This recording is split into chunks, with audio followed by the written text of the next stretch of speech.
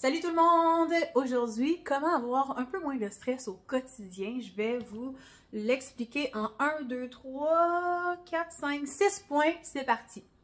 Alors, premier point, l'application quotidienne, comment avoir un peu moins de stress, c'est la planification de la veille. Donc, préparez déjà ce que vous avez à faire.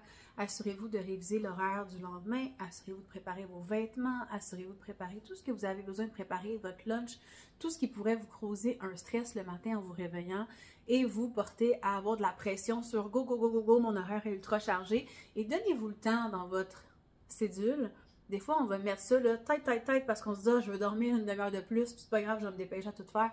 C'est le fun d'avoir le temps de s'asseoir, puis de contempler dehors, écouter les oiseaux, boire le petit thé, avant de partir travailler, avant de commencer la journée avec les enfants, avant de...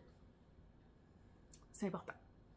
Consistance. Essayez de maintenir une certaine consistance dans votre routine matinale, même le week-end, pour vous créer des habitudes durables. Donc, je vous ai fait une petite vidéo précédemment qui vous proposait certaines pratiques que vous pourriez avoir dans votre quotidien le matin.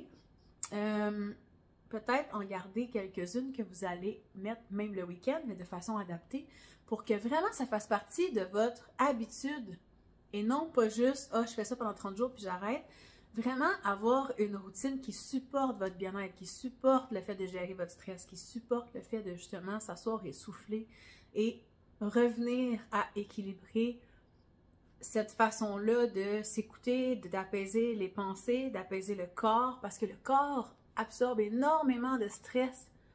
Puis souvent, c'est par le mouvement qu'on va le libérer. Fait que si on est toujours dans un mode de vie sédentaire, c'est important encore plus de trouver nos façons de se libérer de ce stress physique, mental et émotionnel-là. Et même énergétique.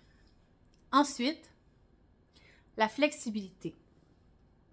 Donc, soyez capable de vous adapter.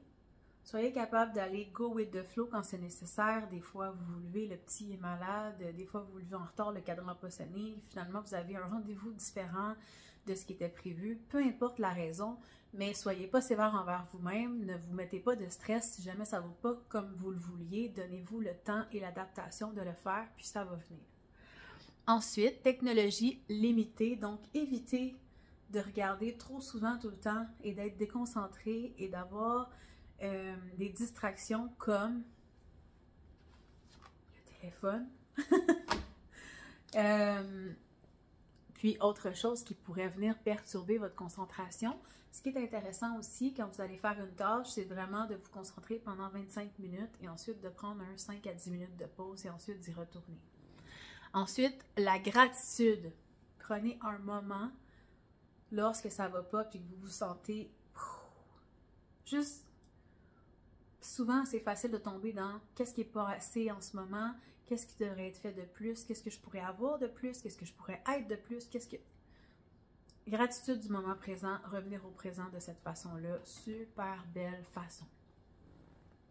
Et commencer progressivement. Donc, c'est aussi par rapport à l'adaptabilité, mais tu sais, donnez-vous le temps, puis soyez réaliste avec d'où vous partez, puis où vous voulez aller, puis essayez pas de sauter des étapes, allez-y à votre rythme, soyez indulgent, puis toujours respectez vos limites, soyez bienveillante envers vous.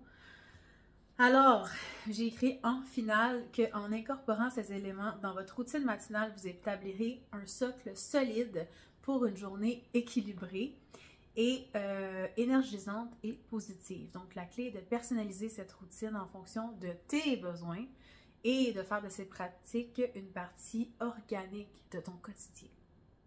Fait que je le lis comme ça, vous allez en voir une partie sur le blog. Sachez que maintenant, les vlogs que je vous fais de façon parlée, vous pouvez les retrouver sur le blog de makanayoga.com en version écrite si vous voulez les revisiter ou si vous êtes un grand amateur de lecture. Alors, je vous dis à bientôt tout le monde et merci d'avoir pris ce temps pour vous et avec moi aussi. Bye!